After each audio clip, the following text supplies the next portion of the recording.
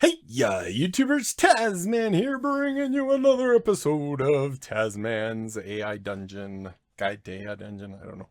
I think it's just TazzMan's AI Dungeon. I don't think I gave it any fancy names. So in our last episode, we talked about ways that we can use story cards and sometimes they work, I guess. And now I think for this episode, I want to show you some ways that the AI might be hinting you that you either want to add something to the plot. Why can't I ever remember? I want to say the plot component, but I know that's not what it is. Plot essentials, maybe? I don't remember what that first window is called. But the plot window thingy, or ways that it's telling you that maybe you should generate a story card for this. One of the ways the story cards really shine is where you have a proper name, kind of like where we were doing Moon Whisper. I think, isn't that what we did with, I don't know which one's better to do this in.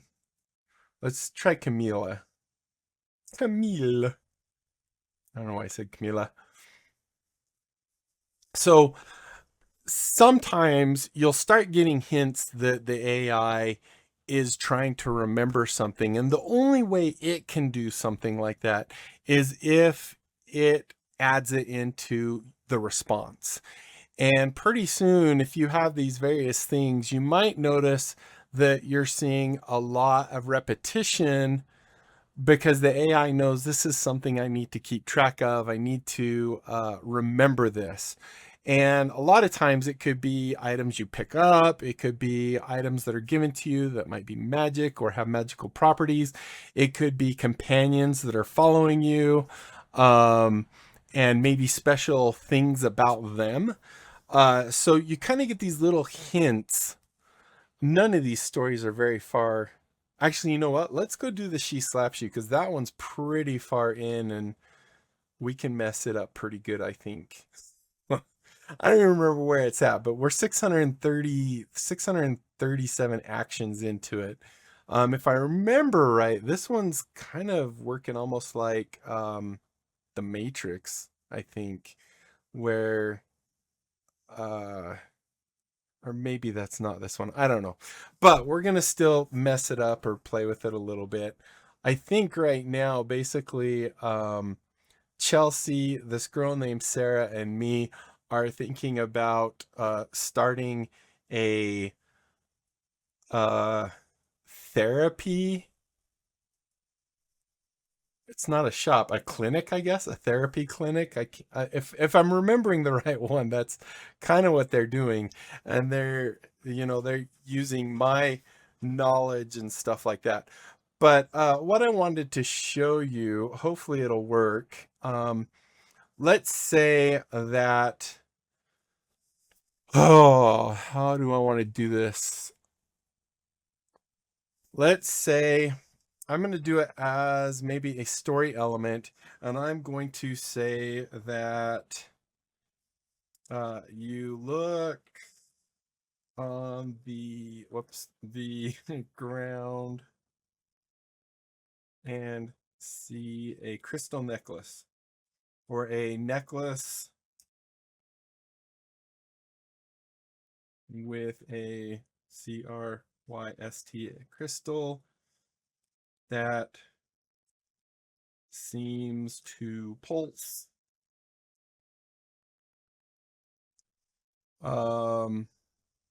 Maybe that'll work.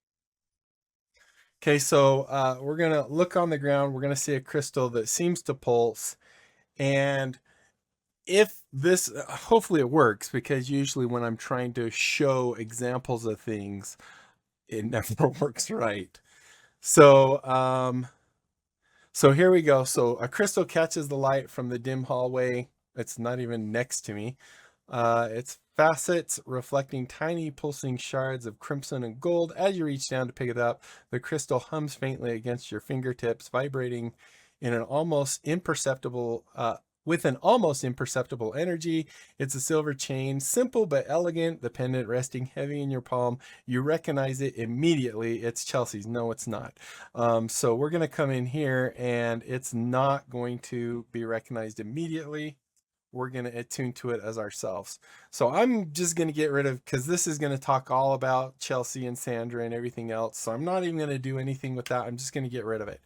Now, I can continue generating the story. However, there is a chance that it's going to grab stuff from above and it might get where I don't want it necessarily to go, which means I'm going to have to edit more and so on and so forth. But I want to say that I'm going to say that it allows me to perceive the emotions of Chelsea and Sarah, who I believe is with me. Chelsea watches. I think Sarah's with me too, or Sandra. Oh, nuts! I knew I could count on you, Sandra. No, Sarah. Oh, I'm Sandra, though. That's right. So Sarah and Chelsea. So we're gonna say as you pick up the crystal, you can sense the emotion, emotions of those. I'm so sorry, I'm such a bad typer. THOS, those. How do I want to say this? Those immediately, no, around, I want to say just like a 5-foot radius. I don't want it to go all over because then it's going to start pinging everybody. Those next to you, let's say that. Those that are next to, oops, to you. This is why if I did this as more of a streaming thing and we did it together, I'd probably have to edit a lot of my mistyping and stuff. All right, so let's go ahead and try this and see what it does. I should have put it on too, which we can actually do. So what, in fact, that's probably a good thing to do as well. So here we go, we pick it up and the crystal hums against your palm, the vibration tingling up your arm. As you hold it, Sarah's emotions flood into your awareness, eagerness, excitement, a flicker of doubt, buried beneath enthusiasm. Chelsea's feelings press in next, layered and complex pleasure at the moment, a subtle undercut of satisfaction at how well things are progressing, and beneath it all, a careful, contained thread of tension. Then something unexpected, a distant echo, a faint impression that isn't yours or either of theirs. It's like a ghostly presence, half-formed thought that flickers at the edge of your perception. You don't recognize it, but it's there, watching and waiting. So maybe there's like a spirit around us. But hopefully this will start doing what I want it to do. So I'm going to now go ahead and take a turn. I'm going to put the necklace on. So I secure the necklace around my neck, because where else am I going to put it? And let's see if it starts doing this.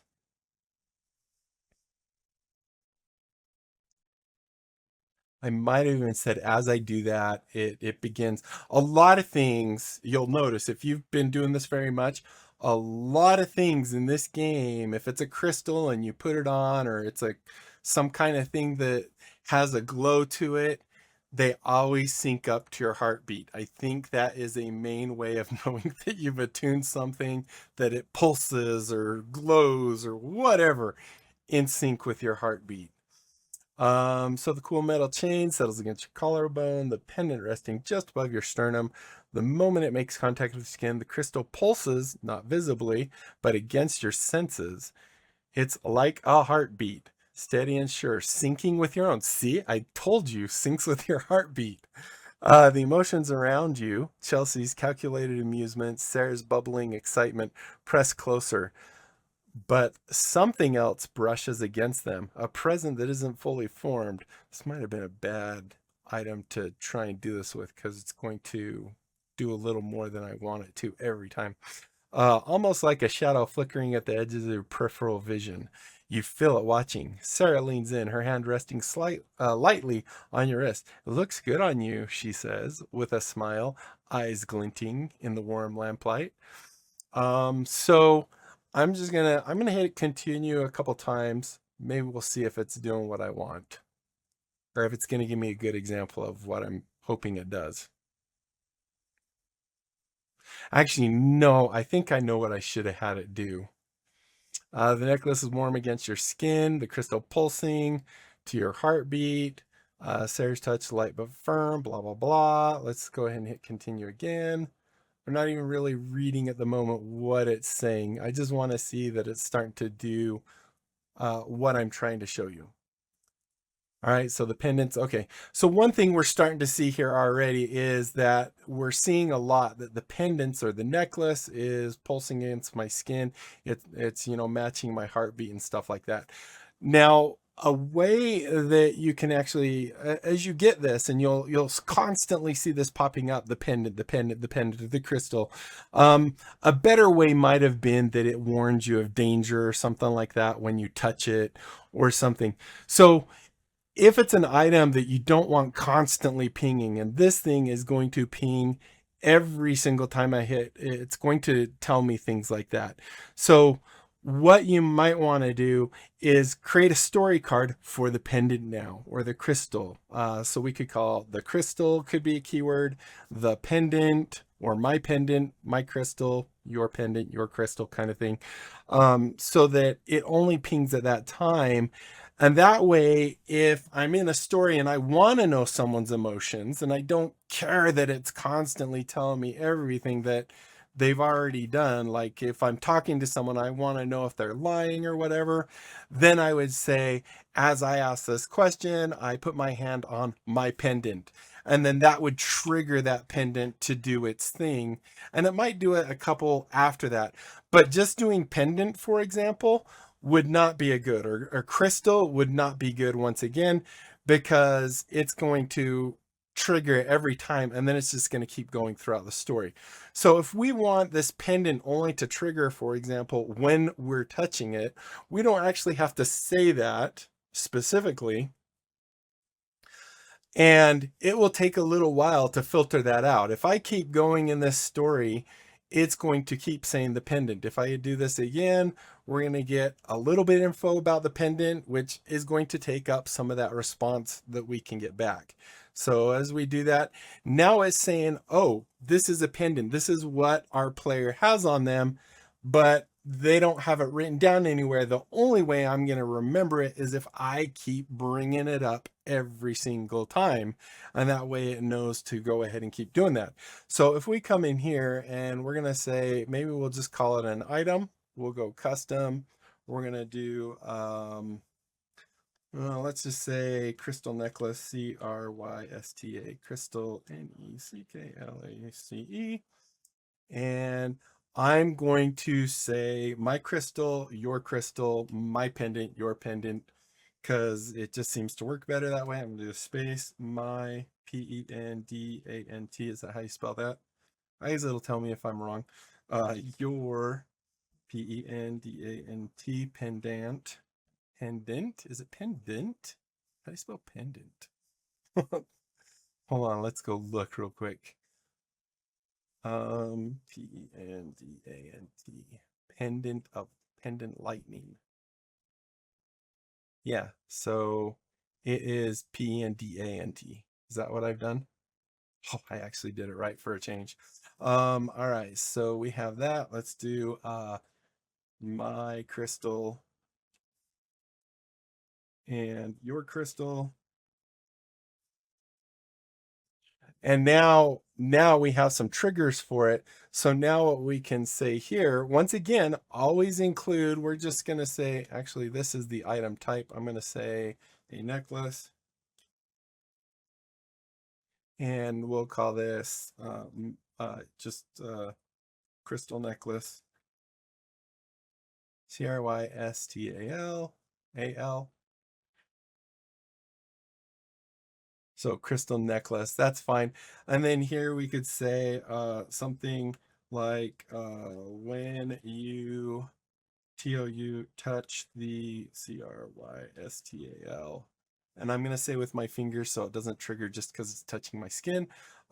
Touch the crystal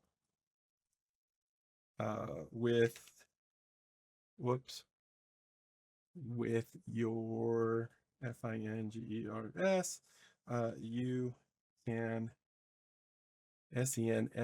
sense the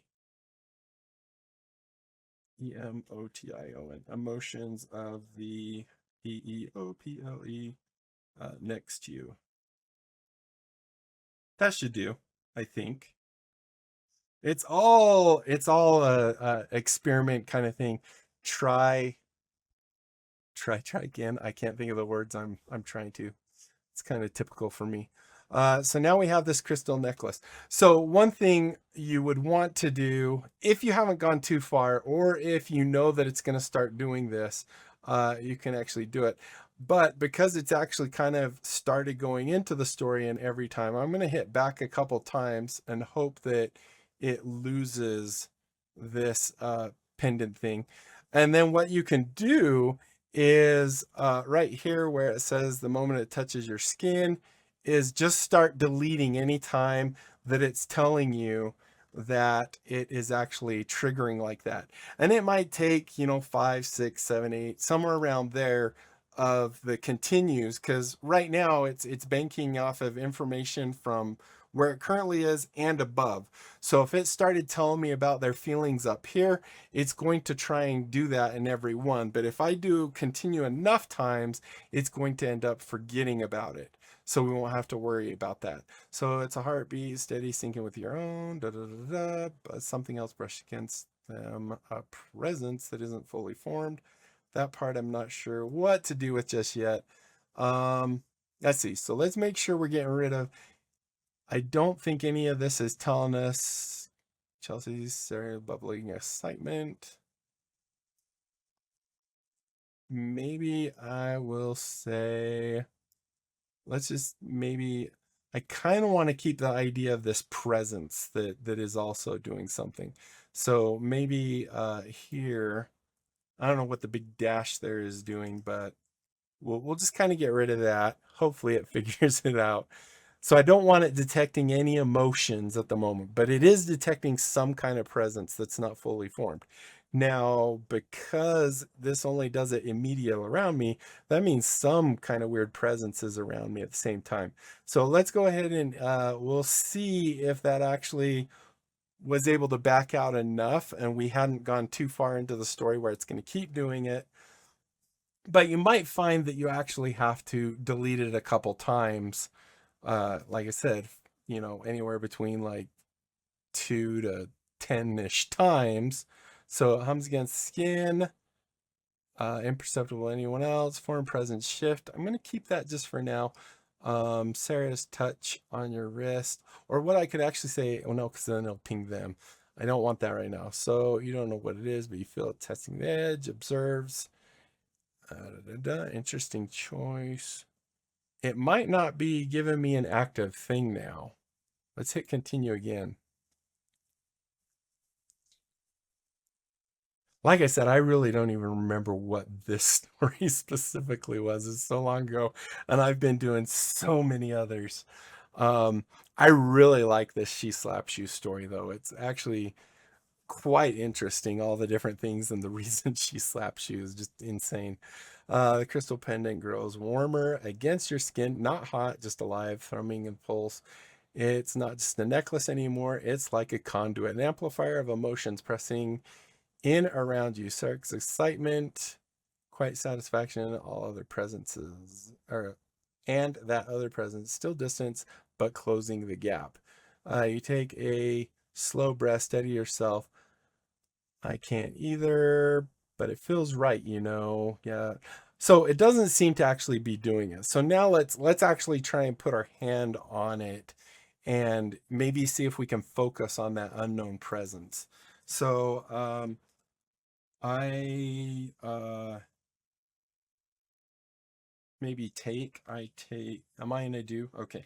I take the CRYST crystal BETWE between my THU thumb and forefinger. And apparently I can't spell thumb or forefinger. I can't spell anything. There we go. I love not autocorrect, but spelling check. I take the crystal between my thumb and forefinger and CONCENTRAT. Concentrate on the, what was it saying? Unknown presence or something like that? Meshing, the other presence. The other PRE. Where is that? I saw it above. Oh, there it is. PRESENCE. PRESENCE. All right, so now let's see. Now that I've actually contacted it with my hand, my fingers, let's see if it pulses and gives us a readout.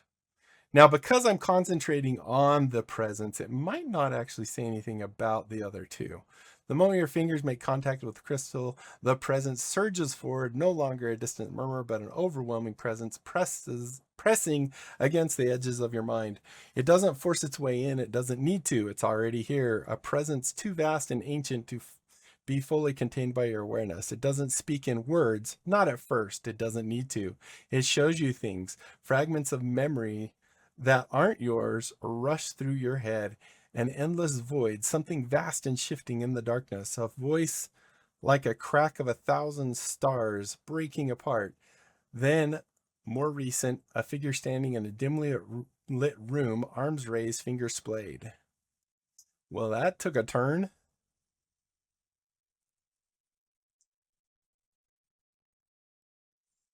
Maybe we can see what the thoughts of because we're technically still holding it, right? So the presence surges forward, an ancient power overwhelming your senses. The room spins around you as the crystal glow intensifies, casting everything in an eerie, pulsating light. Sarah gasps, startled by the sudden change. Well, obviously they're seeing it too. So it's not just like a vision type thing.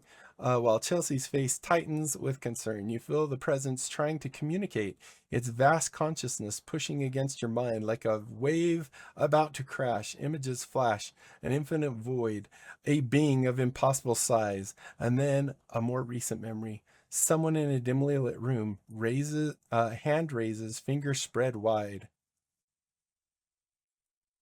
We're 22 minutes, so we're gonna I just want to see where this is going. We're gonna look at Chelsea or Sarah and see if it actually triggers and says this is what's going on.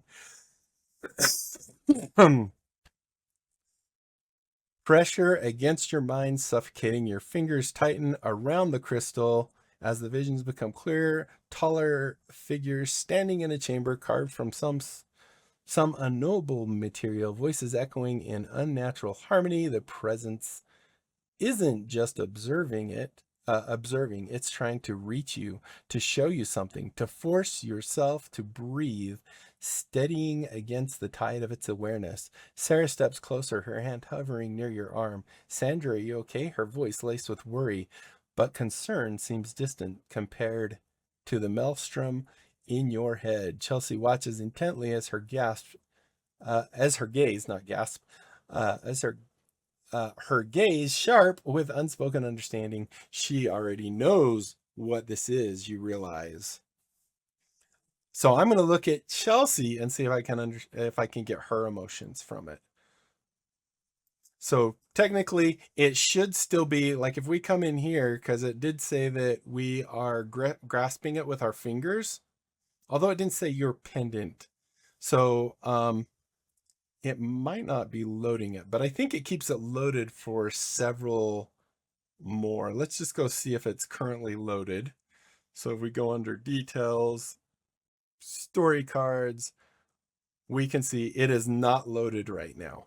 So that means just by saying I'm looking at someone trying to determine their emotion, it might give me info about their emotion, but the reason it's giving me is because it's like, well, this is the person running the story, they know.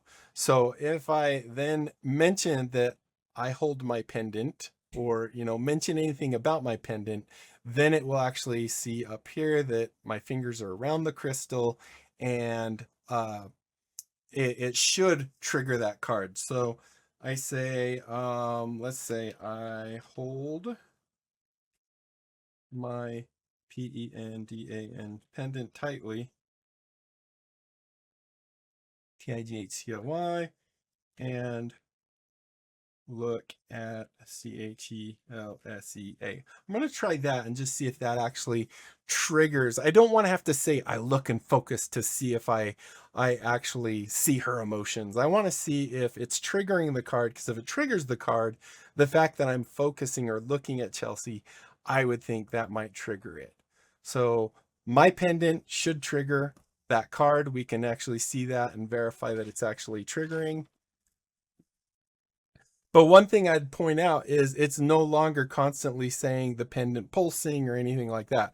So the crystal pulses hotter in your grip as you meet Chelsea's gaze, your fingers tightening around it as ancient presence presses evil. Chelsea doesn't flinch, doesn't blink, but her face, I don't know if her emotions would have anything to do with this. Fingers, but let's just go double check and see if now our card is loading. And then I think we'll call an end here. So if we go in here now, you will see that, yep, my crystal necklace is now loading. So at least for the next couple times, it should actually be there. Let's see, does it say anything about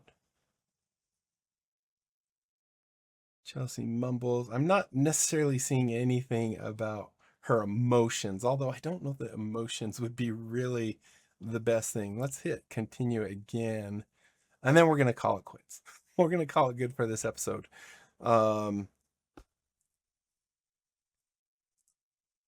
because it's just one away, and obviously it's not going to be saying your crystal, it's going to more say the crystal, the pendant, or something like that.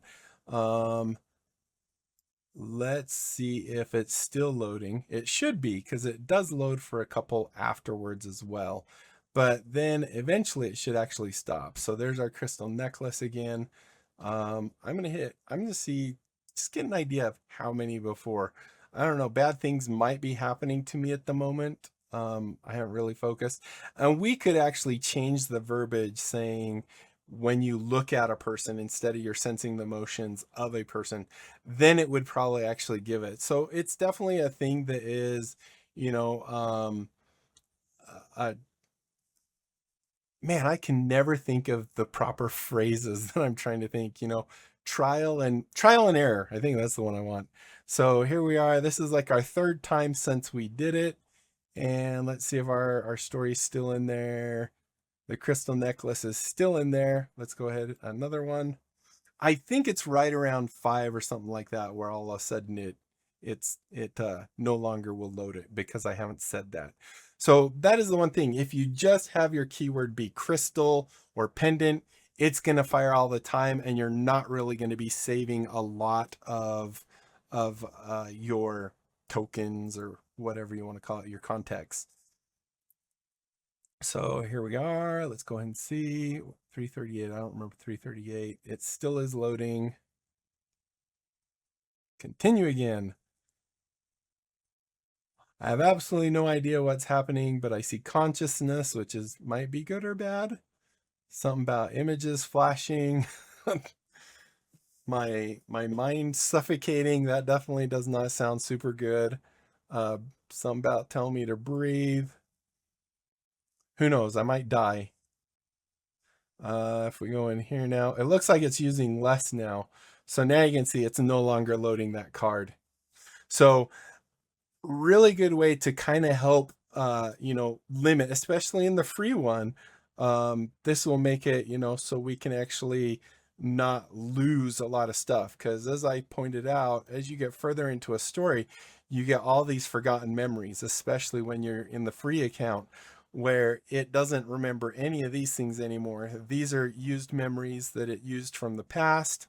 These are your current actions that's going on, and all this other stuff is lost. So if way back at the beginning of the story, I actually got this pendant and I started deleting that, um, later on in the story, even though it's just in one of these where it's a stored memory, if I brought up the pendant, all of a sudden it would bring it up as this is the thing I have. But if it was way in the beginning of the story, I got this pendant and I started deleting that stuff. I didn't create a story card for it. Um, if I got up to where we are currently and I tried referencing the pendant, it would have to create a new item for me. And it wouldn't necessarily have the same properties, or anything like that. So you can use story cards to kind of help limit what information, because we definitely wouldn't want our pendant to be in our, it is plot essentials, up in here, because this is loaded every single time and it could definitely bog down our entire thing. So just some things there to kind of keep in mind, that as far as the context that you're sending, what you send every time, story cards can help limit that. If you actually mention a keyword in here, like if I said something about your pendant, saying your pendant is really awesome, that's going to fire off every time and kind of make the whole idea of the pendant moot.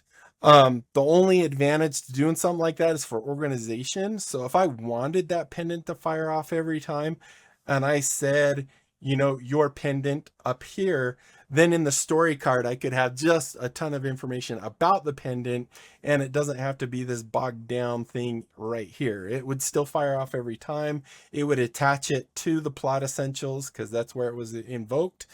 But it wouldn't make it look so